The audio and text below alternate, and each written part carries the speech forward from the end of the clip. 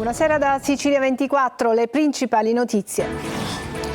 Scoperta la più vasta rete di pirateria online in Europa, la Procura di Catania blocca i segnali delle TV a pagamento replicati illegalmente, un giro che fruttava 250 milioni di euro al mese, 11 arresti e 102 indagati.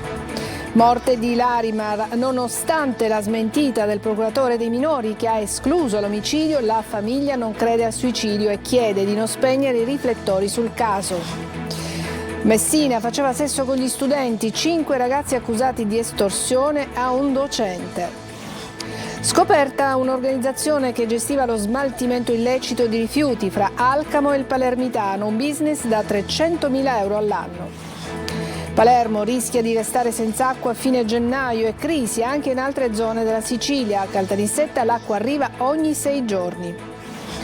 Nuovo centro di raccolta dei rifiuti a Catania, è il quinto. Il sindaco Trantino, ora niente alibi, ognuno deve dare il suo contributo per migliorare la città.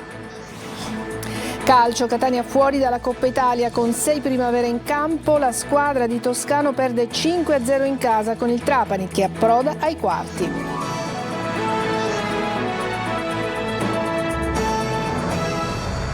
Bentrovati, in apertura vi raccontiamo di questa enorme truffa. La Procura ha indagato e ha bloccato dei segnali delle TV a pagamento replicati illegalmente, un'operazione internazionale che fruttava 250 milioni di euro al mese. Sentiamo Luca Ciliberti. Gli utenti abbonati con soli 10 euro al mese avevano accesso ai palinsesti e tutti i contenuti on demand di Sky, DAZN, Mediaset, Amazon Prime, Netflix, Paramount e Disney+. Un vero affare, non c'è che dire, questo è quello che avranno pensato almeno oltre 22 milioni di utenti finali in Italia, in Europa e in altri paesi extra UE. Tutto ovviamente nell'illegalità. E Catania è riuscita a ricostruire l'organizzazione piramidale che gestiva questi 3 miliardi di euro annui di business illegale. L'operazione Taken Down della Procura di Catania condotta dalla Polizia Postale della Sicilia Orientale, che ha coordinato l'azione di numerose polizie europee, ha permesso di smantellare una complessa, estesa e capillare infrastruttura informatica che gestiva oltre 2.500 canali illegali e server che smistavano lo streaming dei segnali TV in totale anonimato e che permettevano un giro illegale di affari di oltre 250 milioni di euro mensili. Non so se sia simile, forse quello di cocaina è maggiore, però certamente le percentuali di guadagno che si ottengono da queste attività illegali con rischio minore sono pari a quelle del traffico di cocaina. Abbiamo seguito il denaro, le tracce finanziarie che lasciavano i vari pagamenti e poi abbiamo seguito le persone grazie ai nickname, ai profili social, anche falsi chiaramente. Effettuate complessivamente 89 perquisizioni in 15 regioni italiane, 14 perquisizioni nel Regno Unito, in Olanda, Svezia, Svizzera, Romania e Croazia nei confronti di 102 persone, 11 gli arrestati dalla polizia croata. Sequestrati 1,6 miliardi di euro in criptovalute, al gruppo è contestata l'associazione a delinquere a carattere transnazionale. Le sedi estere in cui sono stati rintracciati i 9 server erano in Romania e Hong Kong. E torniamo a parlarvi del caso Larimar. Per i magistrati si è trattato di suicidio, ma nonostante le precisazioni della Procura dei minori, la famiglia continua a credere che la quindicenne sia stata uccisa. Ai nostri microfoni l'avvocato Milena Ruffini ribadisce le tante anomalie che accompagnano la vicenda. Lorena Dolci. La famiglia non crede all'ipotesi del suicidio e comunque pretende che venga fatta luce sulla morte di Larimar e chiede mio tramite che non si spengano i riflettori sulla vicenda. La famiglia di Larimar non si arrende, neanche di fronte alla smentita ufficiale del procuratore dei minori Rocco Cosentino, che ha escluso qualsiasi elemento che faccia propendere per l'omicidio. La quindicenne, trovata impiccata nel giardino di casa a Piazza Armerina, secondo i magistrati, si è suicidata. Ma una madre disperata si aggrappa a tutto, anche a quel cavetto elettrico trovato nella pineta e subito sequestrato, a quelle presunte anomalie che il procuratore ha smontato una per una e che l'avvocato rimodula così, dalle scarpe pulite alla stanzetta a soqquadro. È inverosimile che per percorrere quel tratto di strada solo la suola delle scarpe si sporchi. La stanza forse non era completamente a soqquadro, ma era in disordine. C'erano dei capi che erano sparsi sul letto e questo era inusuale per Larimar. Per quanto riguarda il bigliettino di addio in cui la famiglia non riconosce la grafia della ragazza, si aspetta invece che venga disposto l'esame grafologico.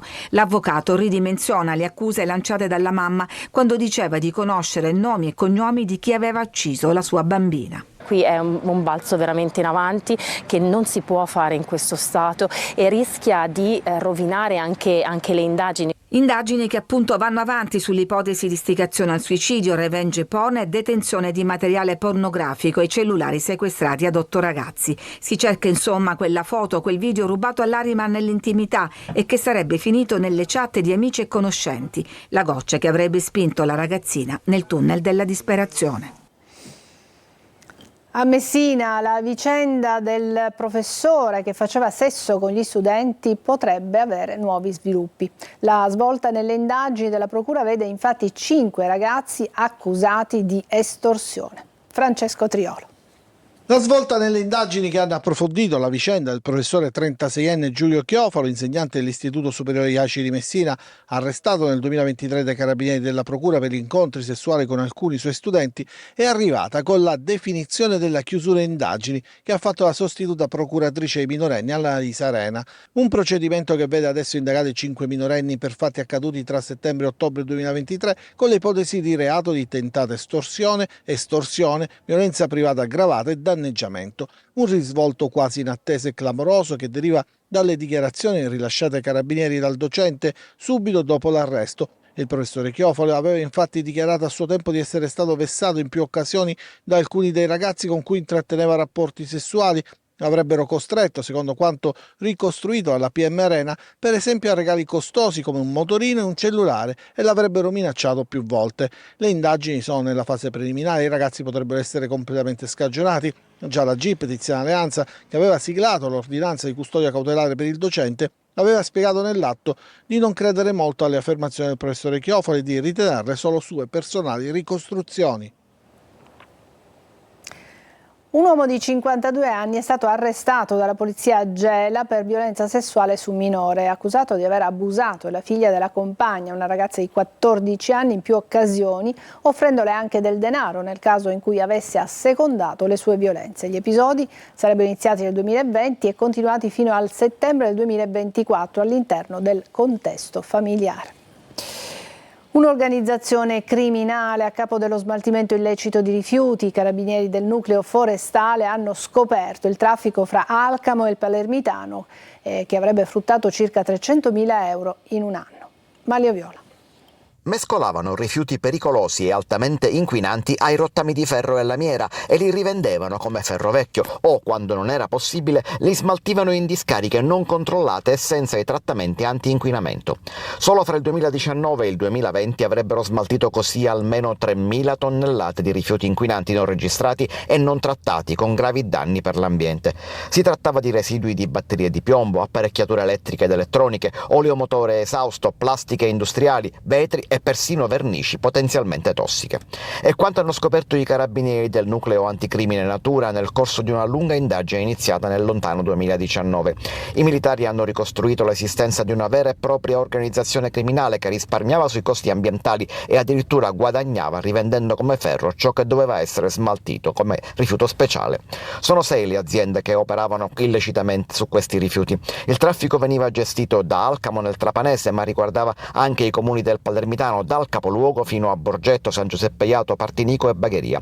16 le persone indagate, 2 le aziende sequestrate per un valore stimato in 153.000 euro. Gli indagati avrebbero guadagnato da questa truffa ambientale almeno 300.000 euro di ingiusto profitto, ma l'inchiesta non è ancora conclusa e potrebbero emergere altri danni apportati all'ambiente attraverso la violazione di tutte le norme sullo smaltimento dei rifiuti speciali. Il presidente dell'Agenzia Anticorruzione Busi avverte che per il ponte sullo stretto sale il rischio di superare i vincoli di spesa previsti dall'Unione Europea. Non conosciamo se, come e quanto costerà, ha detto, mentre Schifani rassicura sui fondi di sviluppo e coesione. Sentiamo Francesco Triolo. Il ponte sullo stretto è ed è destinato a diventare uno degli argomenti al centro del dibattito politico nazionale per i prossimi anni. L'aggiornamento del valore a 13,5 miliardi annunciato ieri dall'amministratore delegato della Stretto, Pietro Ciucci, secondo il presidente dell'ANAC Giuseppe Busia, accresce i rischi di superare i vincoli europei sulla spesa che non possono superare il 50% di quelli del progetto dell'appalto originario. Questo, ha aggiunto Busia, ribadendo quanto detto lo scorso luglio in commissione parlamentare, pone degli interrogativi. Anche qui la trasparenza su tutto il disegno sarebbe ed è un vantaggio per tutti e in primis per chi lo sta costruendo, ha detto ancora il presidente dell'ANAC. La discussione è anche sul finanziamento dell'opera. Un emendamento della Lega alla manovra di stabilità presentato in Commissione Bilancio prevede uno stanziamento di 6 miliardi e 100 milioni delle risorse del Fondo Sviluppo e Coesione, più 500 milioni per la realizzazione delle opere connesse. E sui fondi FSC ha parlato anche il presidente della regione Renato Schifani, che ha precisato come alla Sicilia non sarà decurtato neanche un euro dei 5,3 miliardi già assegnati con l'accordo sottoscritto lo scorso maggio. Le nuove risorse FSC 2021-2027 che il governo nazionale ha deciso di destinare per la realizzazione del ponte sullo stretto andranno a gravare esclusivamente sulla quota riservata allo Stato, ha detto Schifani, che ha ricordato come siano stati già destinati dalla Sicilia 1,3 miliardi di euro per la costruzione del ponte sullo stretto. La crisi idrica non lascia la Sicilia. Palermo rischia di restare senza acqua a fine gennaio e crisi anche in altre zone dell'isola. A Caltanissetta l'acqua arriva ogni 6 giorni. Le riserve negli invasi raggiungono appena il 10% della capienza. Gerry Italia. Se non arriveranno piogge significative, Palermo rischia di restare senza acqua entro la fine di gennaio. Secondo i dati dell'AMAP, nei 4 bacini principali, Rosamarina, Poma, Scanzano e Piana degli Albanesi, rimangono appena 18 milioni di metri cubi d'acqua, il 10% della capacità totale. È un calo drastico rispetto allo scorso anno, quando le riserve erano superiori al 70%. Per fronteggiare l'emergenza, la cabina di regia ha deciso di estendere il razionamento idrico. Da lunedì altri quartieri cittadini subiranno interruzioni, saranno 250.000 le persone coinvolte, il 40% della popolazione palermitana. Ogni settimana l'erogazione sarà sospesa per un giorno, con possibili disservizi fino a 24 ore e problemi di torbidità al ripristino. Ma la crisi purtroppo non si ferma a Palermo. Nel centro della Sicilia la situazione è critica. A Caltanissetta l'acqua arriva ogni 6 giorni. Il sindaco Walter Tesauro cerca soluzioni temporanee con nuovi pozzi e interventi di emergenza, ma il quadro rimane preoccupante. Nell'invaso dell'Ancipa, uno dei più colpiti, il volume d'acqua è crollato a meno di 1 milione di metri cubi contro una capacità di 30 milioni. A Troina, in provincia di Enna, l'acqua viene distribuita una volta a settimana, ma alcune zone rimangono senza acqua per intere giornate. Il sindaco Giachino ha scritto 2 volte alla regione per chiedere interventi, paventando anche uno sciopero della fame per attirare attenzione su una crisi che potrebbe sfociare in tensioni sociali. Con le riserve sempre più scarse e la stagione delle piogge in ritardo, la Sicilia si trova di fronte a un'emergenza strutturale. Servono interventi immediati per mitigare gli effetti della siccità e ripensare la gestione delle risorse idriche con investimenti che la regione ha già iniziato a finanziare. Catania adesso ha 5 isole ecologiche, la quinta è stata inaugurata giusto questa mattina e si trova nel quartiere Borgo Sanzio. Adesso il sindaco Enrico Trantino lancia l'ennesimo appello e dice: niente alibi, ognuno deve dare il suo contributo per migliorare la città. Sentiamo Tonino De Mana. E sono 5. Il comune di Catania accelera sul fronte rifiuti ed apre un'altra isola ecologica, questa volta nel terzo municipio. Un centro di raccolta che i residenti di via Patanè Romeo e dintorni, al momento della scelta, non vedevano di buon occhio, ma che probabilmente dovranno rivedersi anche per la comodità di avere sotto casa un'organizzata struttura e per di più circondata dal verde. La nuova isola ecologica, ampia 4.000 metri quadrati, contiene diverse aree di deposito con scarrabili e contenitori capaci di accogliere ogni tipologia di rifiuto. L'obiettivo è quello di alzare la soglia della differenziata, che si attesta al 37%, e al tempo stesso di combattere le sacche di inciviltà. Basta avere alibi, basta cercare attenuanti. Noi, rispetto a una condizione di forte criticità quale è quella della raccolta dei rifiuti, anzi non della raccolta dei rifiuti, dell'abbandono di rifiuti, stiamo esprimendo un forte sforzo. Ora vorremmo che anche quei cittadini un po' più distratti facessero la loro parte. Duplice l'obiettivo. Quello di salvaguardare l'ambiente, 1, e 2, di poter risparmiare sulla Tari, perché si può avvalere della premialità già prevista dal nostro comune. Anche il centro comunale di raccolta di via Patanè Romeo è stato realizzato con fondi comunitari PON Metro. La struttura sarà aperta al pubblico da lunedì al sabato dalle 9:30 alle 15:30, domenica e festivi esclusi. Protesta contro il piano di rifiuti e termovalorizzatori è andata in scena a Palazzo d'Orléans, davanti Palazzo d'Orléans. In prima fila c'erano gli ambientalisti di Legambiente. Gli inceneritori dicono non risolveranno l'emergenza. Marco Gullà. No agli inceneritori per lo smaltimento dei rifiuti annunciati dal governo regionale. Legambiente, associazioni ambientaliste, sindaci, cittadini e anche l'opposizione politica hanno manifestato a Palermo davanti Palazzo d'Orléans per dire no alla costruzione dei 2 termovalorizzatori. L'iter è ben avviato, anche se alcune delle associazioni presenti in piazza hanno presentato un ricorso alla presidenza del Consiglio dei Ministri. Ma questa è solamente una prima iniziativa, un presidio che abbiamo voluto fare davanti alla Presidenza della Regione, che ha recentemente approvato come commissario il piano regionale sui rifiuti urbani, ma questa appunto è una prima iniziativa che lancerà diverse iniziative di sensibilizzazione e informazione nei diversi comuni siciliani per gridare no agli inceneritori e alle mega discariche. Noi diciamo sì all'impiantistica di prossimità per la gestione dei rifiuti che non è stata realizzata in 15 anni dai governi regionali che si sono succeduti. Il governo Schifani sta sprecando 800 milioni di euro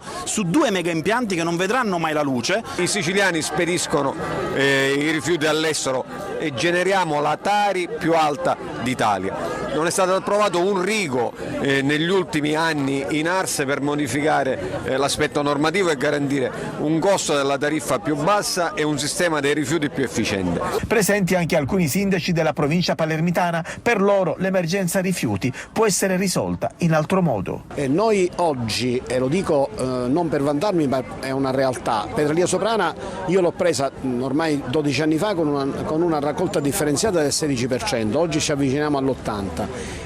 Abbiamo fatto delle politiche di sensibilizzazione delle comunità, dei cittadini, abbiamo fatto delle politiche anche di incentivo. Per i presenti al sit-in si tratta solamente di propaganda e poca concretezza. Breve pausa, ci vediamo tra poco.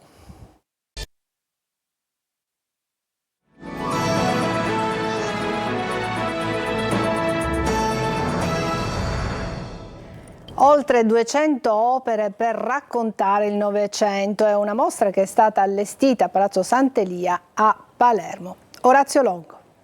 La collezione Rencart è un viaggio nella storia dell'arte italiana e non soltanto italiana che percorre un secolo, un viaggio lungo veramente più di 100 anni. Dalla cavallerizza al pian terreno si passa al piano nobile dove una stanza è dedicata a Renato Guttuso e poi al periodo dell'astrazione, un percorso che dura 100 anni con oltre 200 opere e 150 artisti. Il racconto di una stagione di arte italiana e internazionale, Pinacoteca, è il titolo della mostra inaugurata a Palermo con la collezione Rencart a Palazzo Sant'Elia, è visitabile fino al 30 marzo 2025. È un'occasione di lancio delle iniziative che la Sicilia sta per predisporre rivolte all'arte contemporanea in previsione del riconoscimento nazionale del Ministero dei Beni Culturali che ha battezzato l'isola con capitale gibellina come capitale italiana dell'arte contemporanea italiana. Quadri di Emilio Vedova, Giorgio De Chirico, Mario Schifano, Cristo, Peter Helley, Carlo Carrà sono solo alcuni degli ospiti della mostra. Il primo quadro che ho comprato è stato un quadro di Mimmo Germanà,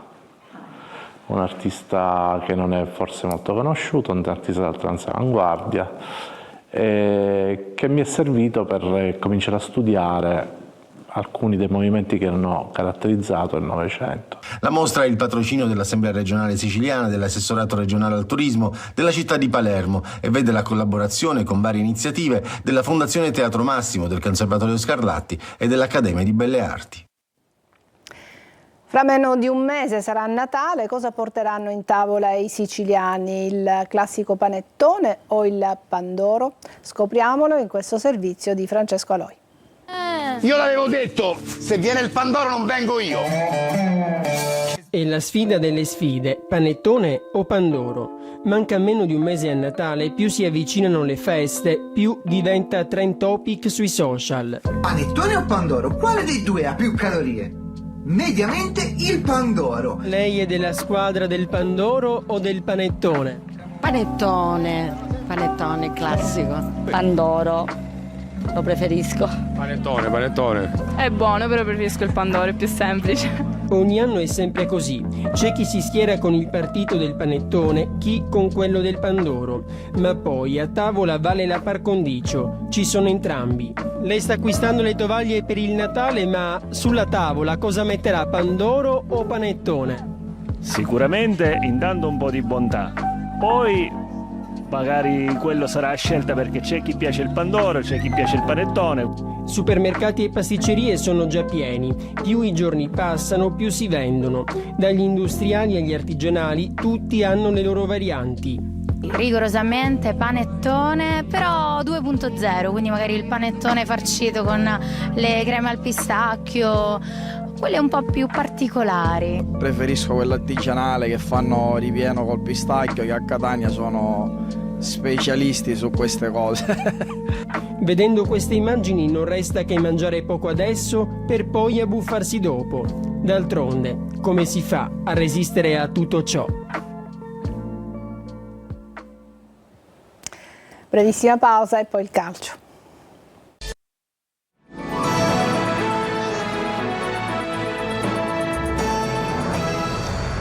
Eccoci al calcio. Il Catania, infarcito di giovani, crolla in casa con il Trapani in Coppa Italia. Finisce 5-0 per i Granata che passano il turno. Sabato al Massimino arriva la Cavese in campionato. Marco Carli. Si dovrebbero aggregare Lunetta, forse per la rifinitura anche Guglielmotti, De Rose farà qualcosina sicuramente. La notizia migliore di una serata e di una partita consegnata ai Granata per i tifosi del Catania arriva dal potenziale recupero di qualcuno per la gara di sabato con la Cavese, perché la lunga lista di indisponibili ha evidentemente condizionato le scelte della partita di Coppa, finita 5-0 per il Trapani. È un momento che devi fare delle scelte e dare priorità a una cosa o all'altra. Abbiamo deciso di comune accordo di prendere questa linea. E allora, come preannunciato dallo stesso tecnico, 6 baby in campo. La differenza di esperienza è lampante e le prestazioni di alcuni componenti della prima squadra, fatta eccezione per il positivo Quaini, non aiutano. Il Trapani va subito avanti con Carraro su punizione, colpisce un doppio palo con Gelli e poi ancora con Celiento, già in rete al Massimino in campionato, fa 2-0. In avvio di ripresa il tris di Karic, che al volo batte Adamonis e chiude definitivamente una partita senza storia. Ho fatto rifiatare alcuni della rosa, ma avendo la possibilità di contare su una rosa di grande qualità e grande quantità, ho allestito una formazione che potesse comunque farci fare una grande partita. Sono molto contento per giocatori che magari in questo momento hanno avuto meno spazio. Le reti di Spini di sinistro su altro regalo della difesa catanese e di Canutè allo scadere servono solo a rendere più rotondo il risultato per i trapanesi che passano il turno. Il Catania molla la Coppa vinta l'anno scorso e ora non può che concentrarsi sul campionato. È tutto per questa edizione di Sicilia 24. Grazie per averci seguito. Buona serata.